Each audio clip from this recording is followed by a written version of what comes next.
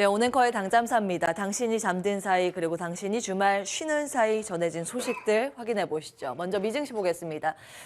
전거래일 우리 시간으로는 주말 사이 미국은 금요일장이죠. 3대 지수 일제히 하방 압력 받으면서 마무리가 됐습니다. 아쉽죠. 막판 한 30분 동안 물량이 쏟아지면서 이때 많이 밀렸습니다.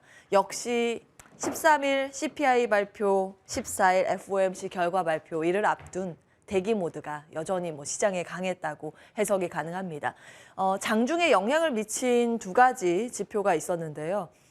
큰 의미 부여할 수준은 아니기 때문에 간략하게 보고 넘어가겠습니다. PPI 생산자 물가지수 11월 데이터가 공개됐는데 이번에 이제 긴축에 대한 긴장을 높였다는 평가입니다. 전월 대비했을 때, 전년 대비했을 때 이 수치 모두 예상을 웃돌았습니다. 물가 잘 안 잡히나? 이런 우려감이겠죠. 이 수치가 공개되고 나서 바로 이제 국채 금리하고 달러 가치가 뛰면서 시장을 좀 압박하는 모습 이제 장 초반에 보였습니다. 그런데 기대 인플레이션이 그래도 예상보다 괜찮게 나왔거든요. 미시간대에서 발표하는 수치, 이건 연준도 참고하는 데이터죠.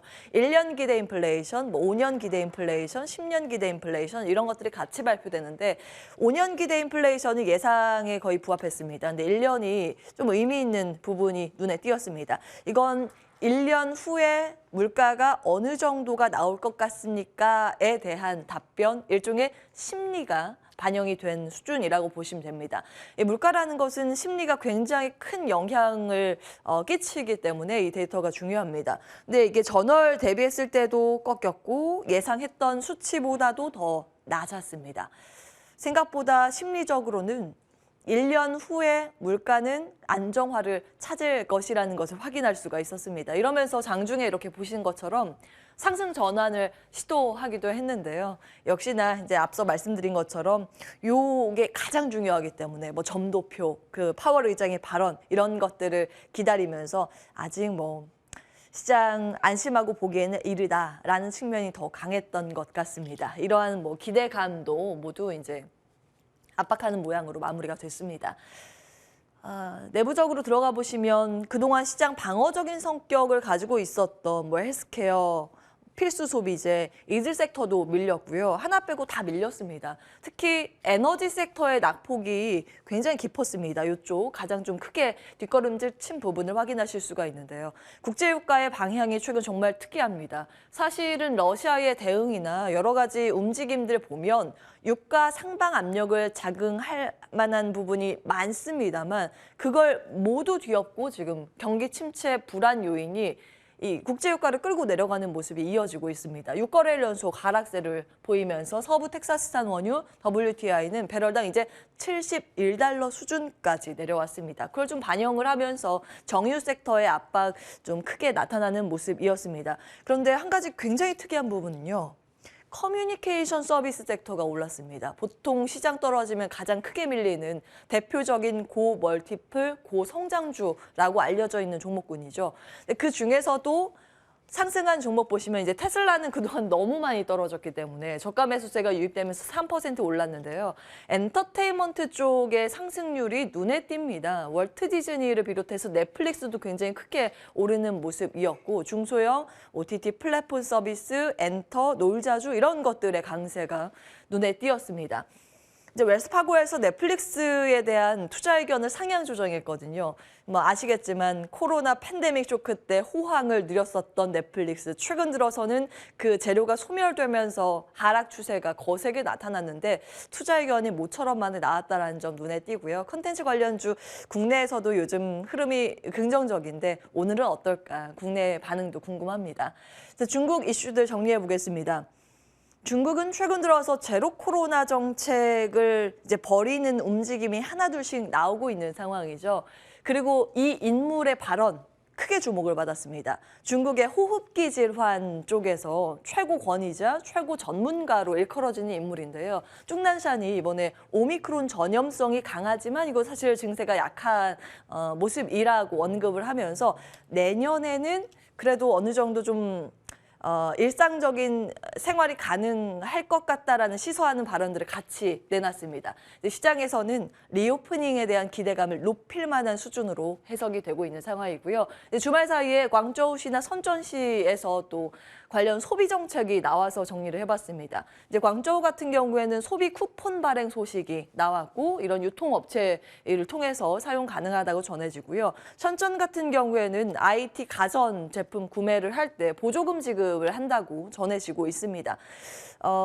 이제 중국 쪽에서 강력한 봉쇄를 조금씩 풀려는 움직임 플러스 소비까지 촉진하는 움직임이 나타나고 있어서 이런 부분을 고민을 해볼 수 있겠죠. 두 가지 양가적인 측면이 있습니다. 세계 경제 회복에 대한 신호탄인가? 그동안 앞서서 이제 국제유가 할 때 말씀을 드린 것처럼 지금 무엇보다 이 금리 인상으로 인해서 부작용에 대한 우려감, 스태그플레이션 혹은 경기 침체에 대한 우려감이 고조되고 있는데 그것을 이 기조가 어느 정도 막아줄 것이라는 기대감 일부 존재합니다. 글로벌 경기에 대한 이제 매크로적인 측면에선 그런데 또 한 측면에서는 이렇게 되면 중국발 수요가 급증을 하는 것이 아닌가. 억눌렸던 소비가 중국에서 폭발을 하면서 수요와 공급에 어떠한 교란이 발생하는 것 아닌가라는 우려감. 그러면서 다시 한번 인플레이션 상방 압력을 가하는 요인이 되지 않을까라는 우려감도 조금씩 제시가 되고 있습니다. 아마 당분간 이 두 가지 논리의 싸움이 이어질 것으로 관측이 됩니다. 한켠에 마음에 이제 두시고 보시면 될 것 같고요. 그 중국의 신규 감염자 수가 요즘 계속해서 굉장히 빠르게 떨어지고 있습니다. 그런데 이건 또 코로나 완화 정책의 일환으로 검사를 많이 안 하죠. 그리고 또 양성이 나와도 통보도 안 하다 보니 이걸 진짜 믿을 수 있는가라는 의심이 중국 내에서 지금 나오기 시작했습니다. 그러면서 해열제나 비타민 등의 사재기 기승인 상황들이 중국뿐만이 아니라 외신을 통해서 보도가 되고 있는 상황입니다. 사실 우리는 좀 밟았던 전철이 있죠. 네, 그런 흐름들이 지금 중국 내에서 나타나고 있다고 보시면 되겠고요. 관련 테마주들이 중국 내에서도 들썩이고 우리 시장에서도 일부 들썩이는 모습입니다. 자, 컨텐츠 이야기를 이어가겠습니다. 한한령 해제 기대감이 서울서울 올라가고 있는 상황입니다. 한중 정상회담 후에 중국의 OTT 플랫폼 서비스에서 하나둘씩 우리나라에서 인기를 끌었었던 드라마들이 열리기 시작했는데요. 지난 8일에는 빌리빌리라는 이 OTT 서비스 플랫폼에서 슬기로운 의사생활이 공개되면서 우리 시장에 대해서 기대감이 한껏 좀 반영되는 모습도 보였습니다. 그런데 이제 쉬는 주말 사이에 25, 21라는 꽤 우리나라에서도 크게 흥행을 했었던 그 드라마가 오늘부터 공개된다는 이야기인데 이 플랫폼 서비스가 굉장히 큰 쪽이거든요. 요쿠라는 알리바바 산하의 OTT 쪽인데 여기에서 이제 열린다는 소식이 주말 사이에 굉장히 많이 올라오고 있습니다. 여기에 플러스 리오프닝에 대한 기대감 영화관 쪽에 들리고 있습니다. 우리 국내에서도 아바타2에 대한 흥행 기대감이 고조되고 있는데 중국도 마찬가지인 모양입니다. 지금 사전 예매가 폭발적인 반응을 보이고 있다라는 이제 중국 본토의 소식도 전달이 되고 있어서 추가를 해봤습니다. 콘텐츠 관련 기업들 단기간에 좀 많이 뛰기는 했는데 어떤 대응 전략이 필요한 건지 종목장인 김태성 이사께 잠시 후에 체크받도록 하고요. 이제 고민되는 부분이 하나 올라와 있습니다. 사우디와 중국의 밀착 행보 요즘 계속 좀 눈에 띄었는데요. 시진핑이 지금 중동 순방을 나섰죠. 나흘의 일정을 마치고 10일에 귀국했는데 한 가지 큰 흐름이 포착됐습니다. 사우디 같은 경우에는 사실 이제 석유 의존을 탈피하기 위해서 네옴시티 등을 지금 하고 있는 상황이고 그 가운데 중국의 투자 혹은 중국과의 밀착 관계가 좀 이어지고 있습니다. 그리고 중국 같은 경우에는 다시 중국몽이라고 해야 할까요? 1대1로를 확장할 수 있는 기회로 활용하고 있는 것으로 추측되고 있습니다. 중국 걸프협력회의 정상회담이 있었거든요. 여기에서 기조연설 때 시진핑 주석이 이 이야기를 했습니다. 그냥 직구를 날린 건 셈인데 에너지 위엔화 결제를 추진하겠다.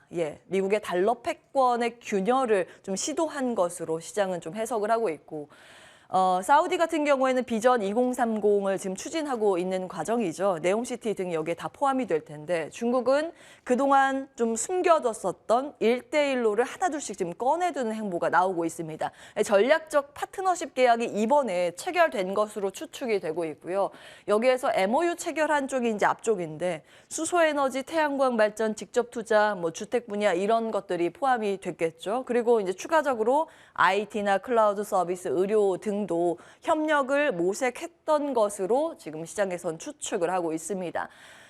이제 사실 이 사우디와 중국의 긴밀한 관계가 유지가 되면서 미국과 지금 거리 두기가 명확하게 나타나고 있는 상황입니다. 우리나라 같은 경우에는 이제 경제적인 부분과 외교적인 부분 좀 지혜가 필요한 내용입니다. 미국과 중국의 어떠한 거리, 갈등 이런 것들이 다시 부각되는지 여부는 들여다보셔야 하고요. 변수입니다. 사실 좋은 내용은 아닌데 흐름들 좀 보시면 2017년부터 다시 사우디 원유 수입 비중을 늘리는 중국의 행보도 뚜렷하게 나타나고 있습니다. 빨간색이 이제 러시아의 비중이고 검은색 진한 라인이 사우디 비중인데 사우디의 비중을 줄여가고 있다가 여기 2017년부터 같이 러시아와 이제 동행적으로 올라가는 부분이 포착이 됩니다. 이들 사이에서 우리는 좀 어떤 포지션을 해야 할까요? 사실 고민은 깊어집니다.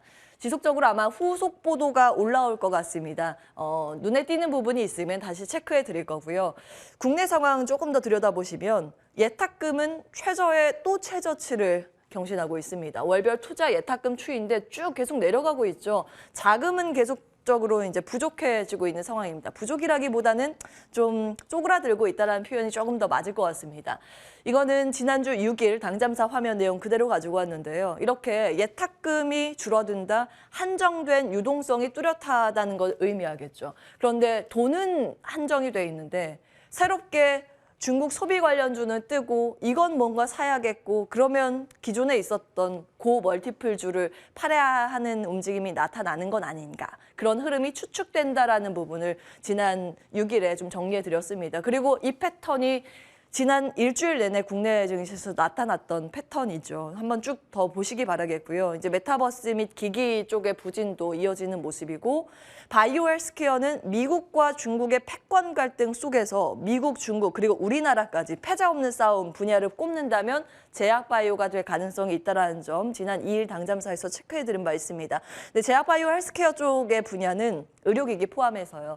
일부 수급이 모이고 있는 종목들의 압축 대응 전략이 필요하지 않나라는 생각도 좀 듭니다. 또 바이오 쪽 잘 보시는 분이 김태성 이사기 때문에 이 부분도 잠시 후에 체크받도록 하겠습니다.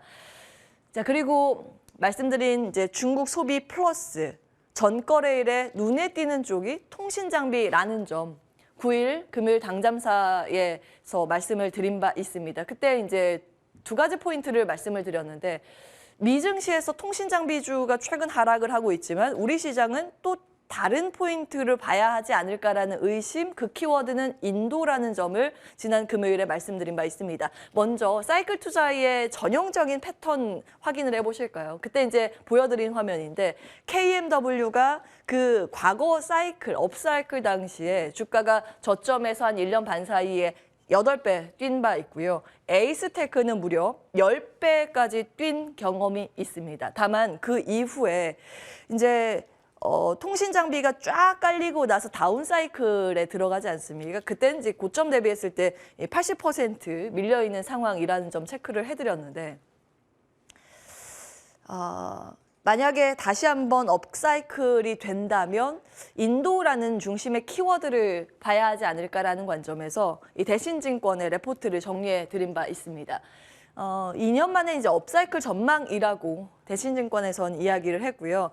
그 이유는 4G 투자 당시를 봤을 때 삼성전자가 이 지오 네트워크 장비를 단독 수주한 바가 있다고 말씀을 드렸습니다. 인도는 전 세계 글로벌 통신 장비 쪽에서 2위 국가입니다. 여기에서 과거의 주파수 할당 순서를 보면 릴라이언스 지오가 1위였고 에어텔이 2위였고 보다폰이 3위였다라는 점 체크해드렸습니다. 이제 1위 지오 쪽에 삼성전자가 이 단독 수주를 한 이력이 있기 때문에 혹시 기사가 나온다면 이쪽에 대한 관심을 둬야 하지 않을까, 직납업체에 관심을 둬야 하지 않을까라는 부분까지 체크해드렸습니다. 대신증권의 의견인데요. 그리고 나서 장 마치고 금요일 오후에 이 보도가 좀 잇따르는 모습입니다. 사실 이게 새로운 내용은 아니고 며칠 전에 나왔던 내용이라서 이제 5G 통신 장비주 대신증권의 리포트를 언제 소개해드릴까 저는 이제 날짜를 가늠했는데 이 바로 그 당일에 이렇게 시세 분출이 나올 줄은 몰랐습니다. 일단 로직은 한번 체크해 보실 필요는 있겠고요. 인프라 투자 현황이 이렇게 됩니다. 지오와 에어텔 1위와 2위라는 부분 말씀을 드렸는데 삼성전자가 이 두 업체의 일단 장비 공급에 대한 그 계약을 따냈다라는 소식입니다. 아직 구체적인 그 규모가 나오진 않았는데 추측컨대 한 1조 원까지 나올 것이라는 보도는 나오고 있습니다. 근데 후속 보도는 확인이 필요해 보이고요. 다만 한 가지 너무 공교로웠습니다. 통신 장비주가 이렇게 단기간에 급등을 했다라는 건 일정 정도 측면에서는 이 저가 매수였나? 자금이 이제 한정이 돼 있는데 그 다음에 순환매를 찾다가 많이 못 올랐었던 이 통신 장비주의 그냥 수급의 논리로 올라간 건 아닌가라는 의심도 일각 있습니다. 개장 중계하면서 주가의 반응들 살펴보면서 가격대별로 대응 전략 세워보도록 하겠습니다. 오늘 앵커의 당잠서였습니다.